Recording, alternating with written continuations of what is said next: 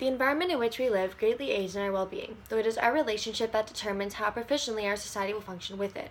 The role of nature is essential in improving our quality of life. Therefore, it is important for us to work side by side to ensure its safekeeping for the future. In today's current world, many environmental issues stand a threat to our functioning structure, threatening our future stability and status of life. One very important topic, biodiversity. Now, some may ask, what is biodiversity? How does biodiversity affect the way we live? But more importantly, we should be asking the question of how does the loss of biodiversity affect humans and our future? Now, biodiversity refers to living organisms including plants, animals, and initially all living things. We may not realize, but we rely on biodiversity day to day, as it provides us with many outstanding benefits that we believe we can use endlessly. Ecologically, it protects our water, stores nutrients, contributes to climate stability, and maintains our ecosystems. In addition, on biological and social terms, it provides us with food, medical resources, diversity in gene, species, and ecosystems, and provides us with cultural values. Biodiversity forms a balance between ecosystems and which is crucial for the survival of humans but also for the earth. But what happens if we no longer have a healthy biodiversity? Why is the loss of biodiversity occurring? There are both natural and human-made causes of loss of biodiversity, though the human-made causes create greater impact. By causing habitat destruction and degradation due to our industries, highways, and construction, we're using our land resources very poorly. It is even said that the land use changes are one of the main culprits of affecting biodiversity. Stated in a report made last year by the UN, land degradation is likely to depress the global economy by 10%. That is, if humanity had not degraded vital ecosystems, the economy would be 10% larger than it is today. Sir Robert Watson, chair of the Intergovernmental Science Policy Platform on Biodiversity and Ecosystem Services, quotes, "The world needs to know that we are degrading nature and that is undermining human well-being and our ability to supply food, clean water, and energy. As we continue to degrade our environment, it's not just an environmental issue, it's also a development issue. Though this does not stand as a singular threat, by overexploitation, introduction of new invasive species, and our human overpopulation, we are enhancing the loss of biodiversity.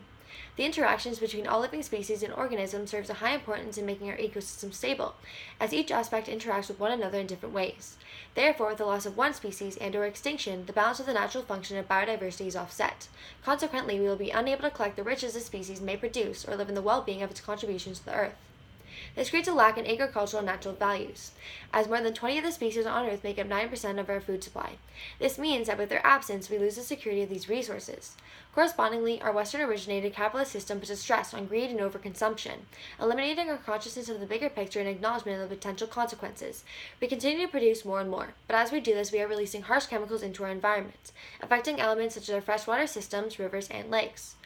Our overpopulation and increase aggravates the problem. More people means more demand for resources. Therefore, we need to find a balance between our food, water, and energy needs to sustain biodiversity and nature.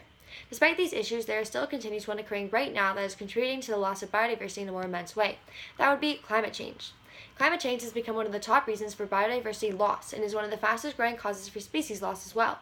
Causing ecosystems to thaw, making harsher conditions for vegetation, increasing severity of natural disasters and weather, and environmental life is at risk.